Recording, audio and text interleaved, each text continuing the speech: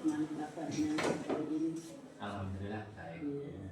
Mohon maaf Bu, untuk hari ini saya minta waktunya yaitu untuk wawancara dari tugas guru penggerak yaitu modul 31 yaitu wawancara tentang D5 etika. Tentang apa Pak? D5 etika. Oh, D5 etika. Jadi ini nanti seperti ini ada dari tugas kami ada 8 pertanyaan untuk Ibu sebagai kepala sekolah untuk mengambil kebijakan. Jadi Ibu, terima kasih. Itu untuk pertanyaan pertama gini Bu. Selama ini bagaimana Ibu dapat mengidentifikasi kasus-kasus yang merupakan D5 etika atau rujukan moral? Dilema anu ya Pak, dilema etika. Dilema etika. Memang anu ya etika itu kan yang merupakan masalah ya. Ini untuk Bapak Ibu guru ya, terutama untuk Bapak Ibu guru. Berarti kita dengan pendidikan untuk kasus mengidentifikasi kasus ini begini ya Pak Kosya, ini bagi pengalaman saja ya. Untuk apa atau sebenarnya yang dialami oleh Bapak Ibu guru tentang etika itu, karena etika itu kan merupakan apa ya, hal yang penting ya Pak, hal yang penting kita sebagai guru. Guru yang beretika, guru yang beretika itu nanti bisa dicontoh oleh anak-anak kita. Terus guru yang tidak beretika itu kan ya tidak pantas ya Pak untuk menjadi seorang guru. Kita identifikasikan bagaimana Bapak Ibu guru itu dalam kegiatan sehari-hari di sekolah kita apa ya, kita identifikasi dari kasus yang sangat sangat berat lah katakanlah, itu kita identifikasikan gitu. Baik Bu, terima kasih atas pengalaman yang disampaikan dan itu bisa ditularkan pada teman-teman. Terima kasih. Yang kedua seperti ini Bu. Selama ini bagaimana Ibu menjalankan pengambilan keputusan di sekolah, terutama untuk kasus-kasus di mana ada dua kepentingan Bu, yang sama-sama benar atau sama-sama mengandung nilai kebajikan. Jadi ada dua permasalahan itu, oh ini benar, benar sama benar. Itu seperti apa itu untuk mengembali kebajikan? Baik itu belum tentu benar ya Pak ya. Baik belum tentu benar. Tapi kalau benar itu mesti baik ya itu. Untuk pengambilan keputusan kita ada aturan ya Pak, ada aturan, kita mengacu pada aturan. Terus kita juga melihat potensi diri dari Bapak Ibu guru itu, apakah dengan melakukan tadi kan identifikasi ya Pak ya, terus kita mengambil keputusannya, apakah Bapak Ibu guru itu dari lingkungan bagaimana, terus Bapak Ibu guru itu punya masalah apa, kita kan juga perlu menimbang ya Pak. Kadang-kadang Bapak Ibu guru menganggap ini sudah baik, tapi belum tentu itu benar. Nah, kita berpatok pada aturan. Kalau aturan itu memang diyakini kebenarannya, dan aturan yang hakiki adalah dengan agamanya bagaimana sesuai dengan aturan agama. Insya Allah kalau dengan aturan agama, insya Allah itu akan bisa membuat kebijakan kita akan lebih bijak dan mendekati kebenaran. Intinya dan benar itu adalah baik, tapi baik menurut Bapak Ibu guru itu belum tentu benar, dan kita yang ambil adalah yang benar. Baik. Terima kasih. Itu keputusan yang sudah luar biasa. Terus yang ketiga seperti ini Bu, langkah-langkah Ibu atau prosedur seperti apa Bu yang biasa lakukan Ibu selama ini? Tadi yang pertama kan mengidentifikasi ya Pak ya. Mengidentifikasi permasalahan itu tadi. Kok kita dipegang Pak?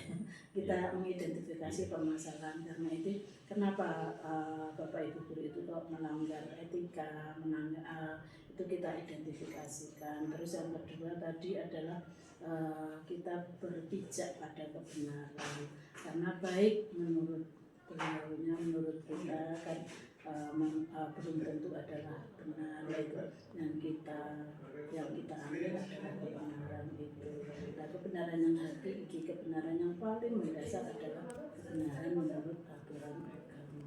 Supaya sudah luar biasa itu kalau Bapak Ibu guru sudah paham tentang agama, insya Allah beliaunya juga akan beretika. Terima kasih Bapak Zaman. Untuk pertanyaan selanjutnya Bu, hal apa saja yang Ibu selama ini anggap efektif dalam pengambilan keputusan? Yang paling tepat dan efektif seperti apa Bu? Kalau saya berpengalaman dari kepala sekolah ya Pak ya, dari 10 tahun, setahun di sini dan lain sebagainya, itu keputusan apa Pak tadi? Keputusan yang paling efektif itu kita keterbukaan personal ya.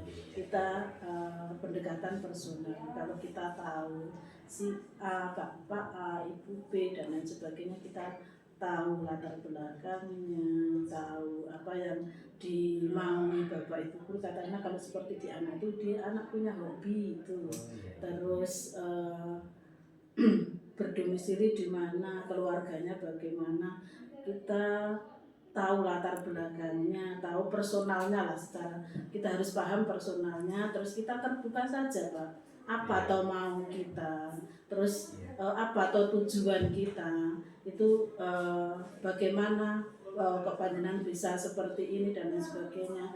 Yang baik tadi yang saya katakan baik itu belum tentu benar, itu monggolah mari kita bersama-sama menuju ke kebenaran. Kita terbuka saja, keterbukaan itu intinya, keterbukaan dan pendekatan personal itu mungkin lebih efektif ya. Seperti di kita ilmu BK kita pergunakan, insya Allah kita bisa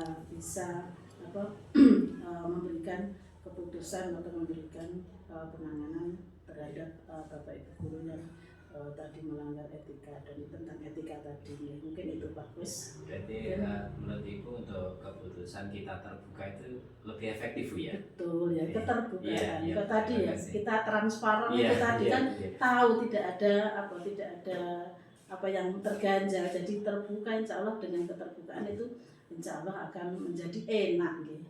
Terima kasih. Dan terima kasih Bu. Untuk yang selanjutnya gini Bu, tadi sudah disampaikan Ibu. Sekarang yang pernah Ibu lakukan itu tantangannya berkaitan dengan D5 etika itu apa yang pernah Ibu alami yang menjadi tantangan Ibu?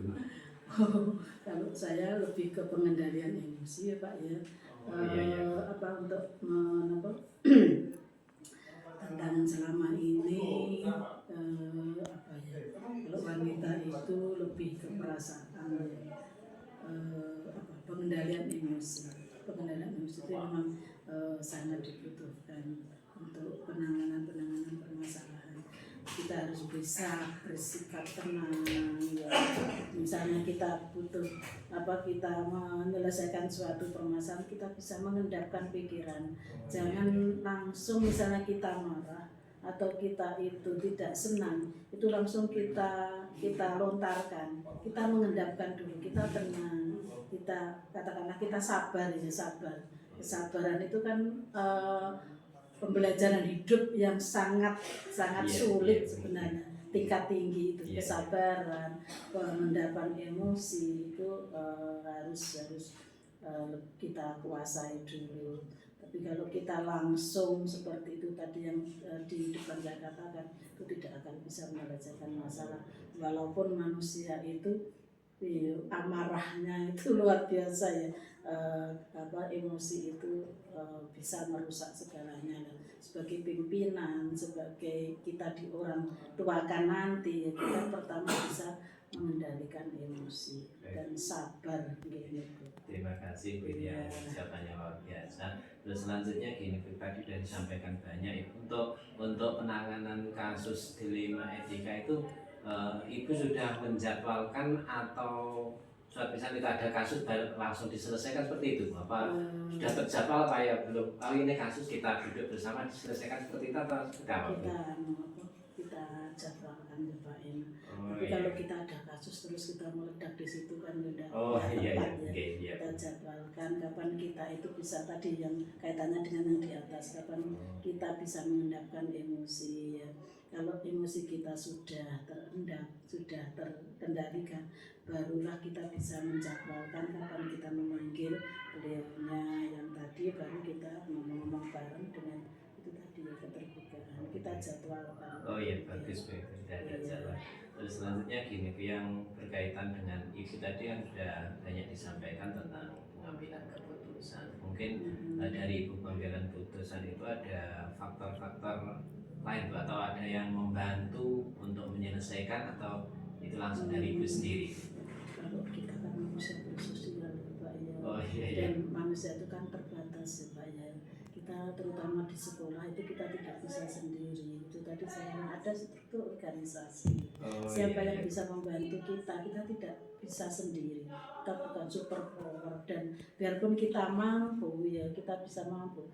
Kita bisa berbagilah dengan yang lain. Oh, kalau ada permasalahan seperti itu bagaimana nanti kita mengatasi, dan intinya ya Pak Gus, kalau kita itu dibantu dengan orang lain, dengan teman-teman kita, terutama kita kan punya waka, ada manajemen sekolah seperti tadi kita ada manajemen mutu seperti Pak Parmi, ada bendahara, ada KTI, kita ajaklah bersama untuk bisa mengatasi permasalahan itu, ataupun juga mungkin orang-orang yang terdekatnya dia, dan kita ajak bicara bagaimana ada orang itu dan sebagainya. Kita akan punya masukan, gitu. Terus kita juga akan mudah untuk memberikan masukan kepada yang beliau pendekatan tadi ya. Karena kita sudah punya bekal. Seperti ini loh menghadapi orang itu. Kan misalnya dengan si A dengan si B kan pendekatannya berbeda karena manusia itu kan berbeda ya. Tidak ada manusia yang sama, biarpun manusia itu adalah kembar sekalipun tidak mungkin sama, dan kita pendekatannya juga akan berbeda. Orang yang pendiam, misalnya kalau di sini siapa pendiam, berbeda dengan Buhan, kan sama-sama mantan tapi kan berbeda juga pendekatannya seperti itu. Kita juga butuh orang lain Pak, misalnya dari kesiswaan, misalnya dari waka sarprasnya, mungkin dari waka humasnya yang harusnya lebih tahu dan lebih paham itu dengan teman-teman. Terima kasih penjelasan yang luar biasa. Yang terakhir seperti ini, yang telah disampaikan Ibu tadi dari awal sampai akhir, mungkin bisa disampaikan untuk saya itu pelajaran yang seperti apa Bu yang bisa disampaikan Aku sudah punya modal loh. Aku sudah punya modal kesabaran Pak. Sabar itu pembelajaran tingkat tinggi. Kesabaran itu bisa menyelesaikan semuanya. Sabar. Terus kita itu simpati, empati. Kita menyelesaikan masalah itu bukan dengan emosi ya Pak, bukan marah dan bukan untuk kita, tapi untuk beliaunya, untuk lebih baik beliaunya agar lebih baik, dan untuk manfaat beliaunya juga gitu ya. Misalnya sekarang belum paham tentang etika, atau mungkin di beliaunya itu tidak sesuai dengan etika, kan beliaunya menganggap dirinya benar ya toh. Ini loh saya itu sudah benar tapi sudah baik tapi belum tentu benar itu tadi loh. Kita perlu pendekatan itu tadi, pendekatan, terus kita kesabaran, personality, pendekatan, kesabaran, dan yang lebih lagi bukan sekadar simpati ya, kita empati, kita masuk ke dalam diri orang tersebut. Kenapa toh kok seperti ini ya? Oh ternyata ada permasalahan, akarnya permasalahan kita bantu untuk menyelesaikan. Kadang-kadang beliaunya kan bisa tapi perlu bantuan orang lain, karena manusia selain makhluk pribadi kan juga makhluk sosial gitu. Kesabaran itu Pak, kuncinya sabar. Terus mengalah, kadang mengalah bukan untuk kalah ya, mengalah untuk menang. Dan juga kita bisa masuk ke dalamnya, empati tadi, mungkin itu Pak Gus pengalaman saya, mudah-mudahan Pak Gus bisa lebih dari saya. Terima kasih Bu, dengan wawancara dengan Ibu saya semakin punya gambaran dan punya seperti ini kita dalam menyelesaikan permasalahan, terutama dengan etika Bu, karena etika itu kita kan sesama penting. Sangat penting. Dengan wawancara dengan Ibu saya punya gambaran dan punya ke depan kalau saya menjadi pimpinan seperti ini. Ya, terima kasih sekali Bu atas waktunya sehingga saya bisa punya gambaran untuk masa depan. Terima kasih. Sukses selalu. Assalamualaikum warahmatullahi wabarakatuh. Waalaikumsalam warahmatullahi wabarakatuh.